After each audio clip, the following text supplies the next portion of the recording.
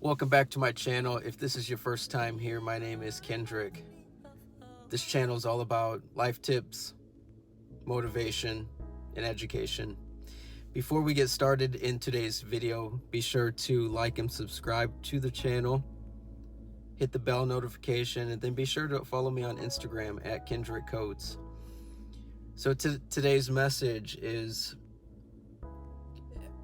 something that I personally struggled with for many years, and there are times where I still do. And as I speak more in these men's circles and more involved in this men's work, I also see these things. It's almost a constant thing that comes up when I do speak with men, and it's just the self-limiting beliefs that we have stops us from going after a lot of things that we want to go after in life. So let me give you an example of that.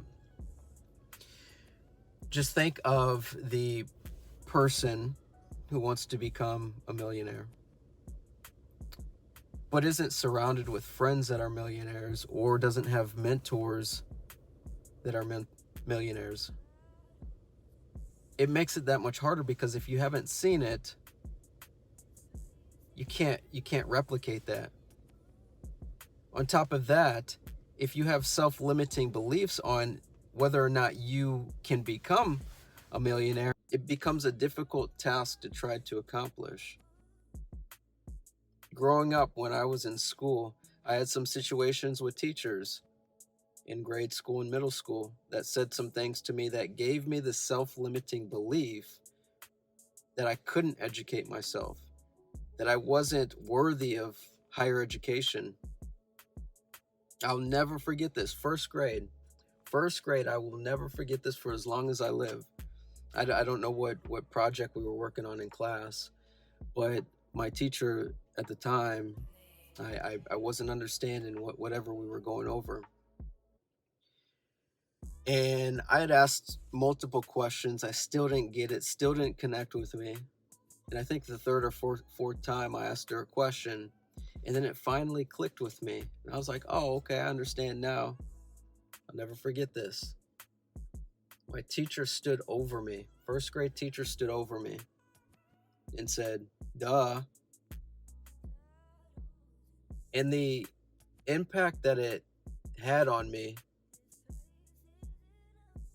up until, all these years of how it impacted the way I went through school, the way I viewed myself, as whether or not I was educated or whether or not I was smart enough.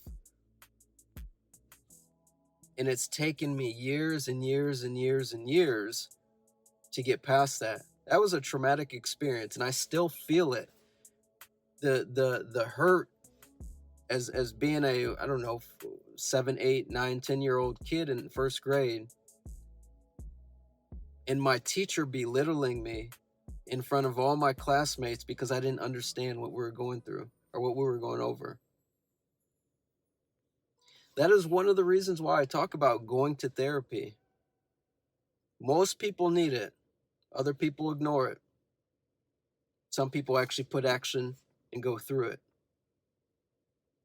And that's one of the things that I had to go through therapy, is this trauma, this traumatic experience from my first grade teacher making me feel like I was worthless in first grade. And so I've had this self-limiting belief, and it still comes up. It still comes up to this day, on whether or not I'm worthy to be, or worthy enough to be educated enough to move around in this life. Luckily, I have amazing parents. Luckily, I have amazing friends who kind of snap me out of that self-limiting belief when it does come up. Different things when you talk to friends or talk to family and you're like, oh, I want to go after, name whatever it is, and they say, you can never do that. You're not smart enough. If you want to go to the NBA and you're only 5'9", chances are it may not happen. But what if somebody, when you're in 6th or 7th grade, you have this dream of playing college basketball, and your coach says, you're not good enough, you'll never do that. Now, luckily that has not happened to me. I've always had a chip on my shoulder when it came to sports. That's why I have a chip on my shoulder in life. I feel like I have a lot to prove to myself because of these experiences. And yes, some good, some bad, but they ultimately motivate me to getting me to where I'm going, but also to prove myself right that I am worthy. I am enough. That's what I journal about in my journal entries every single day, sometimes twice a day. I am enough. I am good enough. Because of these traumatic experiences of a first grade teacher telling me or making me feel like I was worthless. Going through middle school and high school, feeling like I was inferior to everybody. So when I talk about making sure you have a tight-knit group that supports you and motivates you, that's real. Your friends, your 5 friends, a lot of times will dictate how successful you are in life. You hang around with 5 bums, you're probably going to be that 6th bum. Hang around with broke people, you probably end up being broke. That's why every single one of my friends has a growth mentality, growth mindset. They want to get better, regardless of what career field they're in. They all want to get better. And we all push each other and we all motivate each other. I texted my friend the other day, just thanking him for all of his support over these years. And I cannot tell you enough, and I keep on saying it, and I'll say it until I die. Go to therapy. You may have had a coach that said something to you in grade school or middle school. You may have had a teacher, family member, friend. And you go through life having these self-limiting beliefs. Some people get into relationships feeling like they can't be loved due to a prior traumatic experience. Some people feel like they're not worthy enough to be in a relationship. Some people feel like they're not worthy enough to be in a healthy relationship. These traumatic experiences that we go through, we need to heal from. And the more and more you ignore it, the more and more it limits you to where you're going. You can only go as far as your trauma allows you to go in life. So if you've had a traumatic experience with bad relationships and you haven't healed from those bad relationships, chances are you're probably going to get in another bad relationship because you haven't healed from that past relationship or that past trauma. And then you get into a new relationship, and then you have this self-limiting belief on whether or not you're good enough for that partner. Going after a goal of wanting to start a business, and you haven't seen anybody build a business, or you haven't talked to anybody on how to build a business, or you have a family member that told you you'll never be a business owner because you're a failure. In that case, it can be motivating, but again, these self-limiting beliefs, you can only go as far as they allow you to go.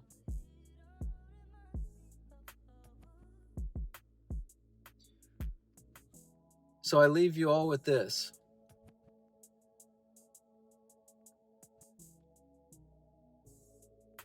Why wouldn't you want to heal yourself?